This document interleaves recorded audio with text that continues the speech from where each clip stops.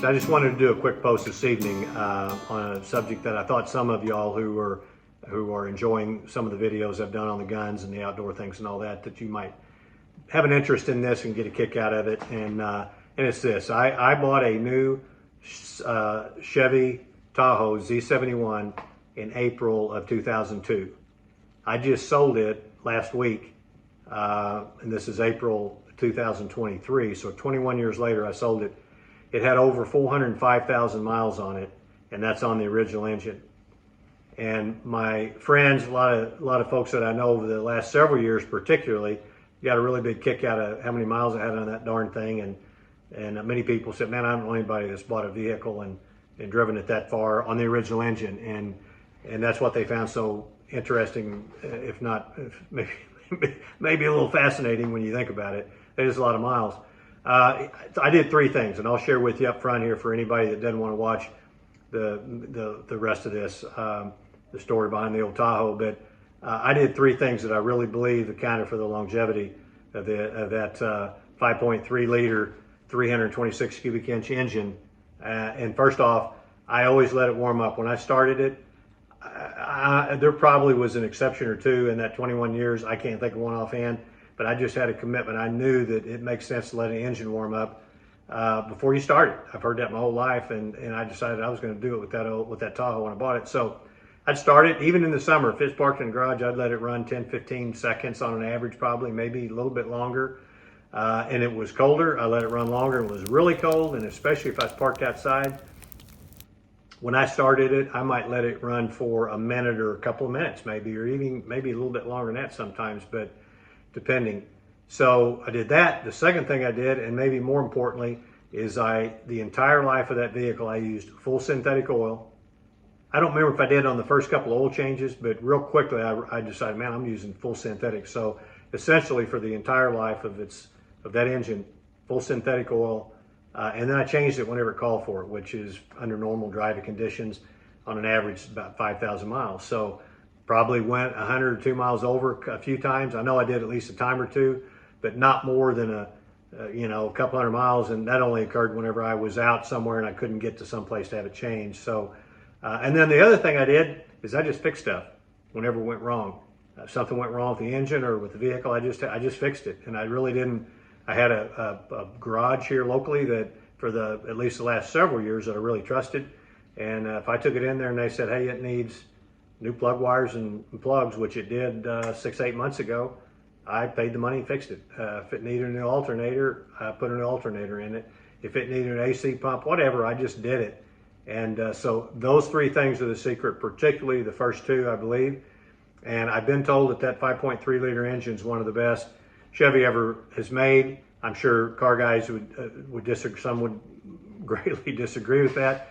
I'm not a mechanic or car expert by any stretch, but I have over the years been told that by a number of folks, and they seemed like they knew what they were talking about. So quality engine, but you do that couple of things: let it warm up and change that oil and use full synthetic. And I don't know if you buy one new today, if you can get 400,000 plus miles out of it. Somebody was telling me the other day that now in these brand new engines, you're not supposed to let them warm up. I don't know about that. I don't know. I just don't know. Maybe that's true, and probably varies from manufacturer to manufacturer, I would guess, and engine size and all that kind of thing. But all I can do is tell you for sure my experience with this old Tahoe, and that's fact. 405,500 and change, and actually had a little bit more than that because I remember the odometer cable was messed up one time for about a year, and it would work intermittently. So I don't know. It's probably got a few. It might have 5, 6, 7,000 miles more than it's even showing on the odometer. But we'll just call it 405 original engine. And so for what that's worth, hey, thank you.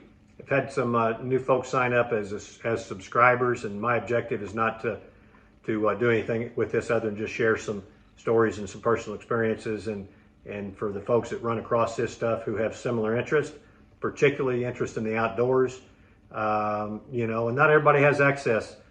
Some folks might be homebound, or they live in an area where they don't have access readily available to them, access to the outdoors, or whatever it might be. And so, it inspires me to know I'm sharing what I count as a huge blessing, living in this part of the country, this part of the world, having a little bit of private property and being able to do some of those kind of things, having the time on my hands to be able to do them. So it's an honor to be able to share some of these things with you. I get a huge kick out of the comments. That story about the old model 512, the 58, Stevens, a lot of comments on those guns, that old Winchester model 1897, and then the feral hog, the unsuccessful feral hog hunt, unsuccessful in terms of I didn't harvest a hog, but I had a great time outside that day. So anyway, thank you all so much for tuning in. It inspires me. And haven't heard anything from Nicodemus for a while, but Nick, hope you're out there. And thank you guys for watching.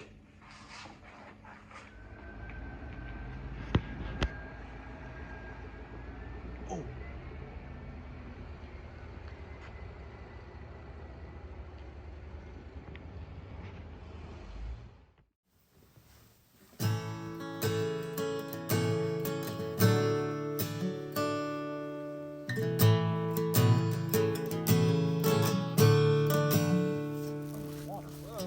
Sitting around a campfire with my old friends. Well, it came as no surprise when your name came up again. Not like that, no. Respectfully, just wanted you to know everywhere we go, you're a campfire memory. Campfire